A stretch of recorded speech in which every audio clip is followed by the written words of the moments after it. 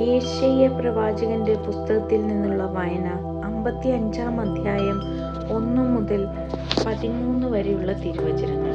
ജീവന്റെ ഉറവ. ദാഹാർത്തരെ ജലാശയത്തിലേക്ക് വരുവിൻ, നിർധനൻ വന്ന് വാങ്ങി ഭക്ഷിക്കട്ടെ. വീഞ്ഞുപോലും സൗജന്യമായി വാങ്ങിക്കൊള്ളുക. ആഹാരത്തിന് വേണ്ടിയല്ലാതെ എന്തിന് പണം മുടക്കുന്നു? സംതൃപ്തിക്ക് വേണ്ടിയല്ലാതെ എന്തിന് അധ്വാനിക്കുന്നു? എൻ്റെ വാക്ക് ശ്രദ്ധിച്ചു കേൾക്കുക. നന്നായി ഭക്ഷിക്കുകയും വിശിഷ്ട ഭോജ്യങ്ങൾ ആസ്വദിക്കുകയും ചെയ്യുക. എൻ്റെ അടുക്കൽ വന്ന് എൻ്റെ വാക്ക് കേൾക്കുവിൻ, നിങ്ങൾ ജീവിക്കും. ഞാൻ നിങ്ങളുമായി ശാശ്വതമായ ഒരു ഉടമ്പടി ഉണ്ടാക്കും. ദാവീദിനോടെന്ന പോലെ നിങ്ങളോട് ഞാൻ സ്ഥിരമായ സ്നേഹം കാട്ടും. ഇതാ, ഞാൻ അവനെ ജനതകൾക്ക് സാക്ഷിയും നേതാവും അധിപനുമാക്കിയിരിക്കുന്നു. നിനക്ക് അജ്ഞാതമായ ജനതകളെ നീ വിളിച്ചുകൂട്ടും. നിന്നെ അറിയാത്ത ജനതകൾ നിന്റെ അടുക്കൽ ഓടിക്കൂടും. എന്തെന്നാൽ നിന്റെ ദൈവമായ കർത്താവ്, ഇസ്രായേലിന്റെ പരിശുദ്ധൻ നിന്നെ മഹത്വപ്പെടുത്തിയിരിക്കുന്നു. കർത്താവിനെ കണ്ടെത്താൻ കഴിയുന്ന ഇപ്പോൾ തന്നെ അവിടുത്തെ അന്വേഷിക്കുവിൻ. അവിടുന്ന് അരികെയുള്ളപ്പോൾ അവിടുത്തെ വിളിക്കുവിൻ. ദുഷ്ടൻ തന്റെ മാർഗവും അധർമ്മി തന്റെ ചിന്താഗതികളും ഉപേക്ഷിക്കട്ടെ.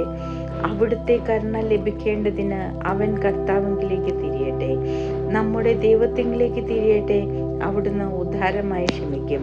കർത്താവ് അരുളി ചെയ്യുന്നു, നിന്റെ ചിന്തകൾ നിങ്ങളുടേതുപോലെയല്ല, നിങ്ങളുടെ വഴികൾ എൻ്റേതുപോലെയുമല്ല. ആകാശം ഭൂമിയേക്കാൾ ഉയർന്നു നിൽക്കുന്നു, അതുപോലെ എൻ്റെ വഴികളും ചിന്തകളും നിങ്ങളുടേതേക്കാൾ ഉന്നതമത്രേ. മഴയും മഞ്ഞും ആകാശത്തു നിന്നും വരുന്നു, അങ്ങോട്ട് മടങ്ങാതെ ഭൂമിയെ നനയ്ക്കുന്നു. അത് സസ്യങ്ങൾ മുളപ്പിച്ച് ഫലം നൽകി വിതയ്ക്കാൻ വിത്തും ഭക്ഷിക്കാൻ ആഹാരവും ലഭ്യമാക്കുന്നു. എൻ്റെ അധരങ്ങളിൽ നിന്ന് പുറപ്പെടുന്ന വാക്കും അങ്ങനെ തന്നെ. ഫലരഹിതമായി അത് തിരിച്ചു വരവില്ല. എൻ്റെ ഉദ്ദേശം അത് നിറവേറ്റും. ഞാൻ ഏൽപ്പിക്കുന്ന കാര്യം വിജയപ്രദമായി ചെയ്യും. നിങ്ങൾ സന്തോഷത്തോടെ പുറപ്പെടും, സമാധാനത്തിൽ നയിക്കപ്പെടും. മലകളും കുന്നുകളും നിങ്ങളുടെ മുൻപിൽ ആർത്തുപാടും. വനവൃക്ഷങ്ങൾ കൈകൊട്ടും.